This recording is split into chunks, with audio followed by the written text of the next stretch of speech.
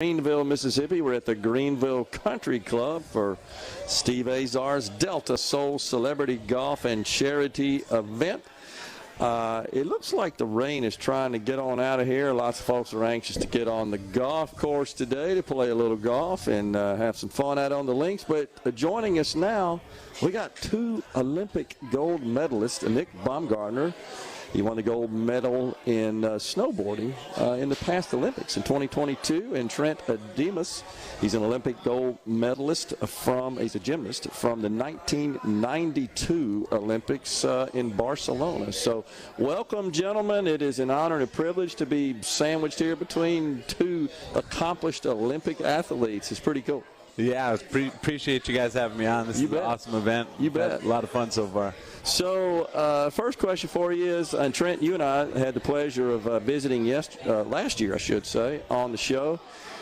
Why do you come here to Greenville for this event? I think mostly it's the people.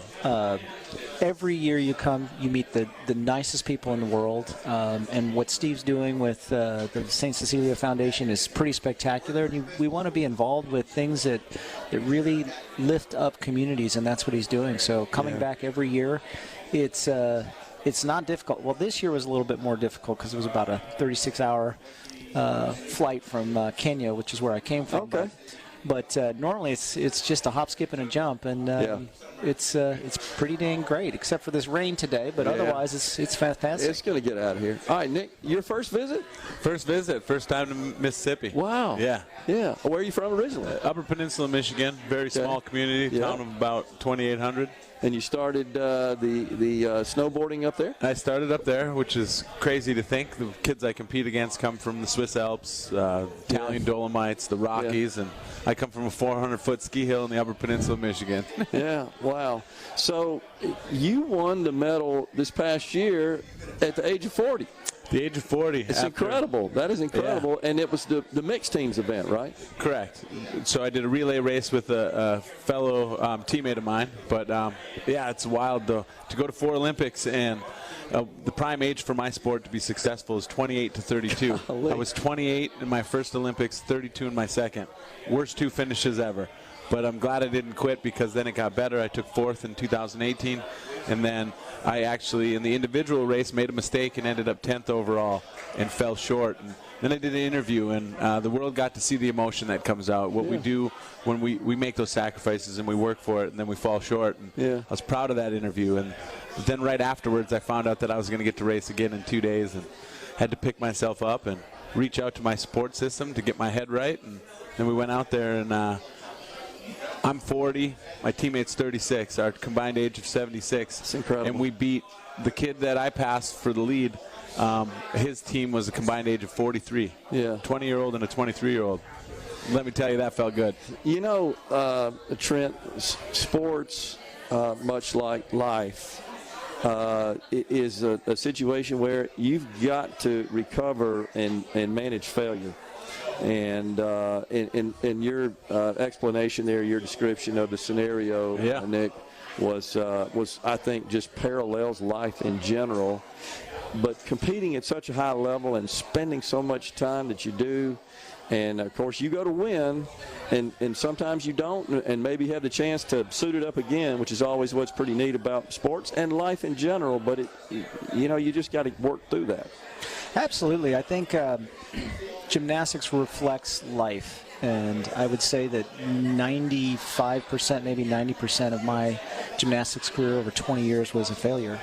But it really wasn't a failure. It was just an experience to try to kind of get closer to that goal, and you start making fewer mistakes and fewer mistakes over decades. And you start putting in more hours, and you get better, and you learn from those mistakes. You change your behaviors, you change your habits, you train harder, it builds character and desire.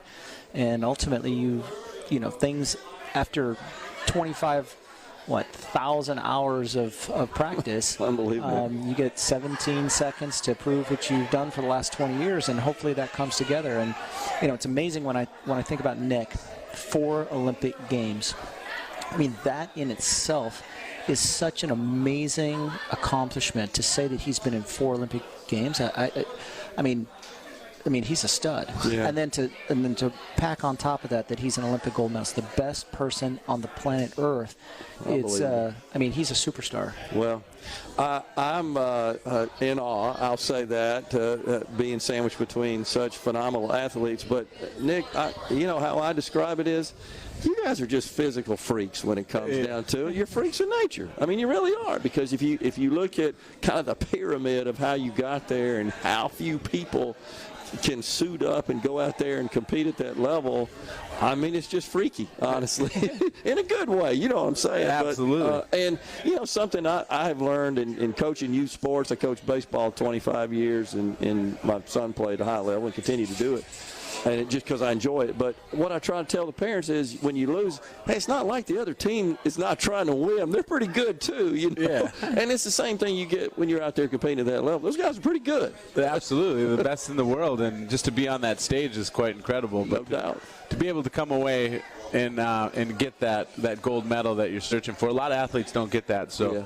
I'm very fortunate and honored that my story has this ending. But again, it comes back from just not giving up when things are tough, fighting through that adversity. Yeah. There's a quote I heard a long time ago that stuck with me, and it's, losers quit when they fail, winners fail until they succeed. And I think my story shows that if you don't give up and you keep going. You know, Michael Jordan famously said, a loss is not a failure until it becomes an excuse. Yeah, and nice. that's as well put as I could think of, and I've shared that with my kids through the years as well, you know, coaching baseball. But another question for you, Nick, is I see you're sporting your USA hat, which it looks really cool on you there. What's it like when you're standing on that stage? I know this is something people want to know, and you're representing your country. Yeah. And it becomes more about your country, does it not, than it does you? Absolutely. All I can say is, when I hear the national anthem now, no matter what I'm at, some small young kid sporting event or a high school event or a college event, it hits a little bit different.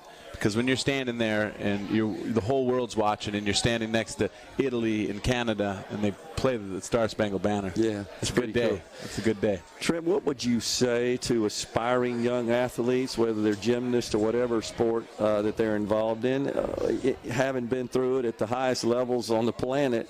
Any particular words of wisdom you would like to pass on to them there? I would say that don't hold yourself back. Really dream big, because I think a lot of people say, well, it can't be done. It's only 1% of 1% of 1% of 1%. Yeah. But somebody has to win, and why not you?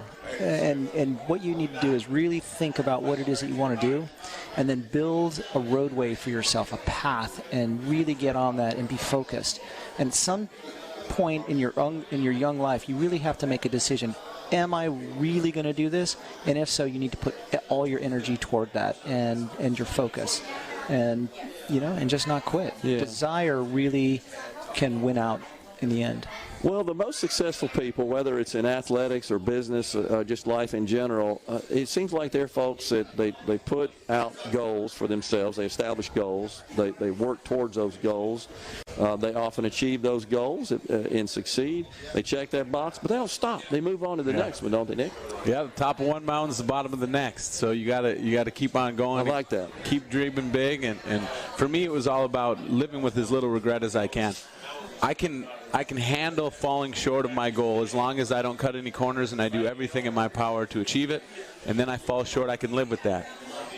But to the young athletes, what I can tell you is, if you don't and you cut corners and then you fall short, that will haunt you. So when you get an opportunity, do everything you can to give it everything you got, and work hard for it. And then if you fall short, it's okay. You tried. Before we came on the air, you were talking about how young folks are when they start getting involved at a very competitive level, and that's across the whole spectrum of sports. Any particular message you want to share for parents of young athletes? Anything you think about there? I mean, one thing for me is it's a difficult balance. You want to push your kids to go out there and achieve what they want, but you can't make it not fun for them. Because if you take away the fun, you take away that drive, and totally agree. Cannot burn them out. Totally agree. Let them find what they love. Help them find that. Maybe give them the tools necessary, but they got to have that choice. Totally agree. Trent, you got any thoughts on that? Yeah, I think this is really important, especially in today's culture, is don't live through your kids. Totally agree. Don't push them so hard because they will break.